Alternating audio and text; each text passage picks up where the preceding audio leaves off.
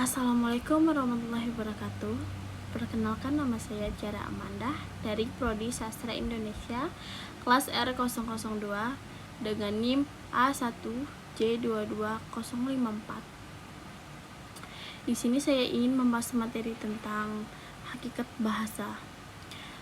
Terus ciri-ciri bahasa, fungsi bahasa manusia.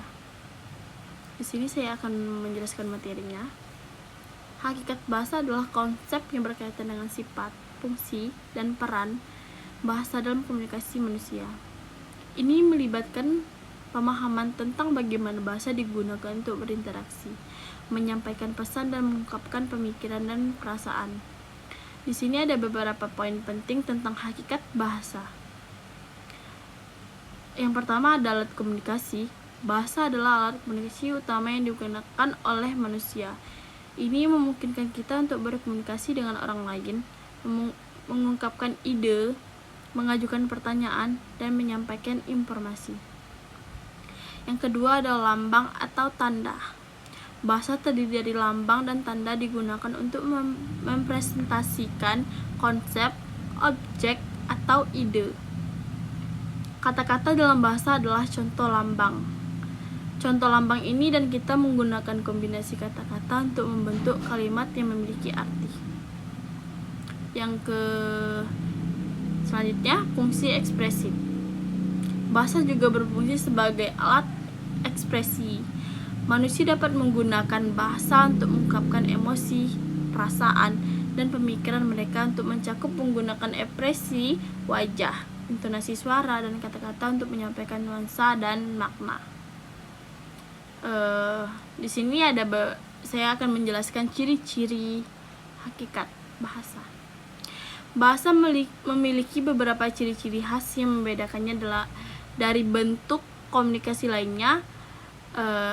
Di sini ada ciri-ciri arbiter. Arbiter itu hubungan antara kata atau tanda-tanda bahasa dengan objek atau konsep yang wakilnya bersifat sewenang-wenang. Artinya, tidak ada hubungan intrinsik antara kata-kata dan benda yang mereka deskripsikan. Yang kedua itu ada produktif.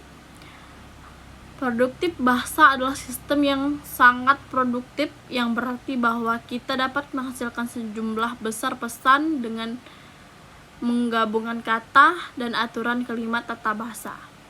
Manusia memiliki kemampuan untuk menciptakan kalimat-kalimat yang belum pernah mereka dengar sebelumnya.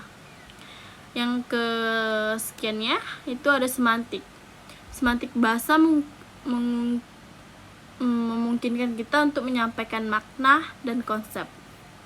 Ini adalah sistem yang memiliki struktur semantik yang memungkinkan kita mengomunikasikan ide, informasi, dan emosi dan kata-kata dan tanda. Yang selanjutnya itu ada sistem terstruktur. Bahasa memiliki aturan dan struktur kata bahasa yang mengatur cara kata-kata dan frase yang digunakan dalam kalimat.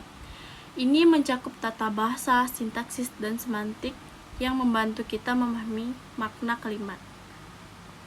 Fungsi bahasa manusia sangat beragam dan penting dalam berbagai aspek kehidupan. Berikut beberapa fungsi bahasa manusia. Komunikasi. Fungsi utama bahasa adalah sebagai alat komunikasi. Manusia menggunakan bahasa untuk berinteraksi dengan sesama manusia, menyampaikan informasi, memahami ide dan konsep, serta berbagai pemikiran, perasaan, dan pengalaman.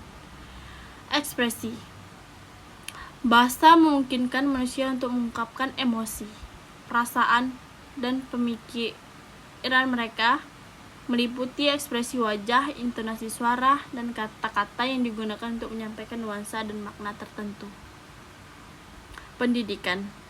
Bahasa adalah alat utama dalam berpendidikan.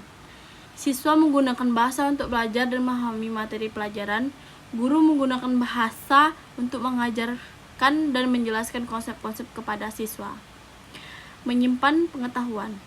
Bahasa memungkinkan manusia untuk merekam dan menyimpan pengetahuan. Ini bisa melalui tulisan, dokumentasi, atau tradisi lisan yang menggambarkan sejarah, budaya, dan penemuan manusia.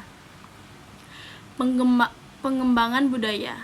Bahasa adalah landasan dari budaya manusia. Melalui bahasa, manusia mengembangkan norma, nilai, adat istiadat, dan identitas budaya mereka. Bahasa juga digunakan untuk meneruskan warisan budaya dari satu generasi ke generasi berikutnya. Baik,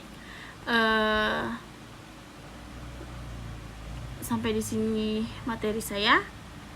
Hanya ini yang saya dapatkan. Lebih dan kurangnya mohon maaf. Saya akhiri dengan wassalamualaikum warahmatullahi wabarakatuh. Bye.